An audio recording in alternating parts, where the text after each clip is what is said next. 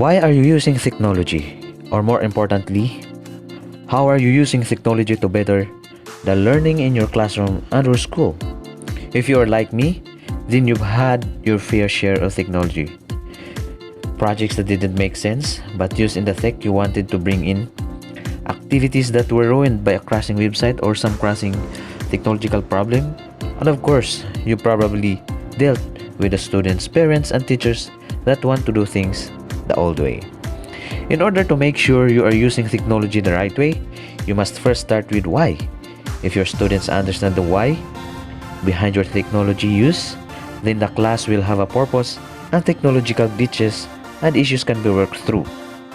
If they don't understand the why, then any small issue could turn into a major problem. There are 7 ways according to A.G. Giuliani. He is sure there are many other ways to use technology with purpose, but these are some of his favorites. Number 1, collaborate in real time. Remember when Google Docs broke onto the scene? It was magic. Students writing and sharing in real time, able to see what the other students are doing and saying, while still working on your own part of the project or activity. Fast forward 7 to 8 years and now, real-time collaboration is a must for most online software. This type of technology allows project-based learning to be monitored, documented, and done outside of school hours. Number 2, to reflect and share. I used to have my students journal in their marble notebooks, and during certain activities, I still do like Writer's Bootcamp. However, what's nice having students journal online and share in the cloud is the ability for their classmates to see what I have to say. This is why I suggest blogging throughout the year, and not just as a project. Make blogging a part of your students' life, and you will be able to see which topics, ideas, projects, and activities really impacted them.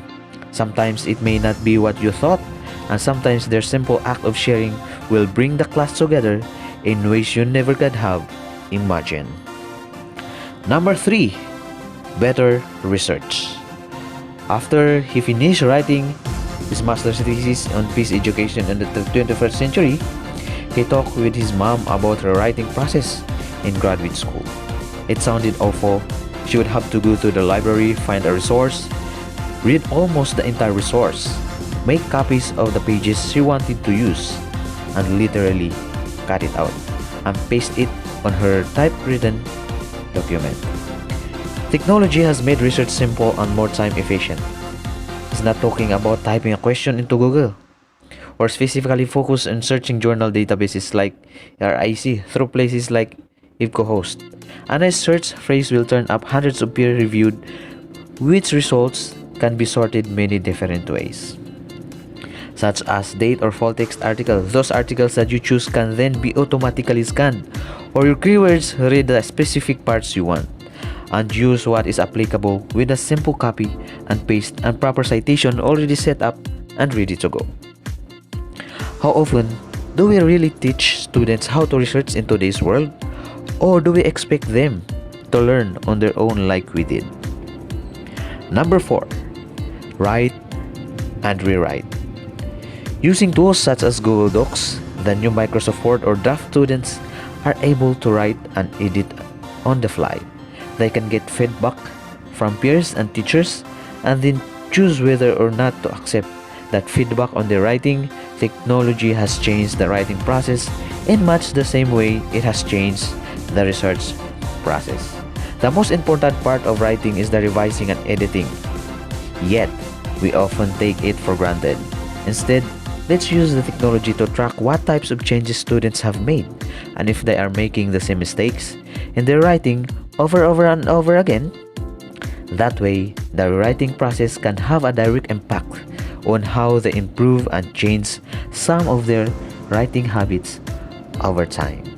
Number 5, make something that matters. This may be my favorite way to use technology with a purpose. Students now have the ability to make movies, songs, pieces of art, websites, apps, games, and many more.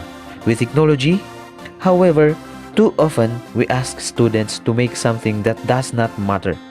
We ask them to make a movie or poster or presentation that has no direct impact on the world around them. Instead, let's challenge ourselves to start making technology matter.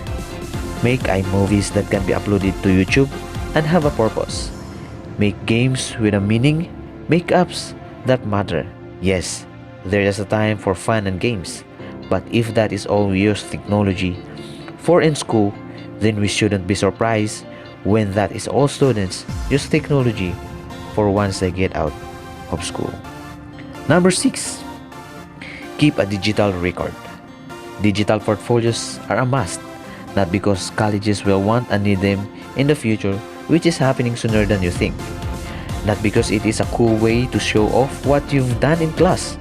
Digital portfolios are a must because they show learning growth.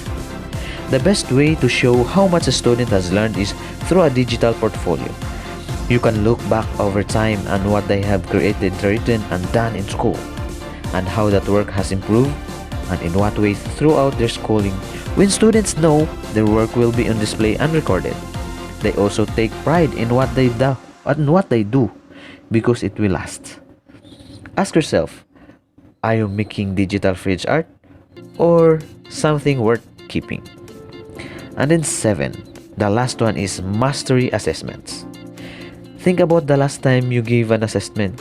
I'm sure you prepared students for it doing classes, give them material to study, and supported them during the assessment. However, there were definitely a few students who struggled on this assessment. What happens next? You can either give them a retake, give them another similar assessment, or say that is their only chance.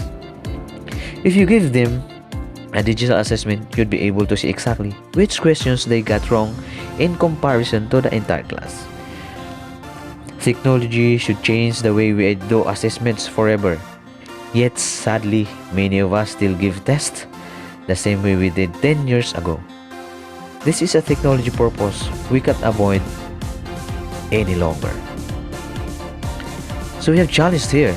Use technology for a purpose. The next time you use it in class, make sure you explain the why to your students. This is an important step that we often forget to do. Also, we want to hear how you are using technology in your classrooms. So now, let us share technology with purpose. Thank you.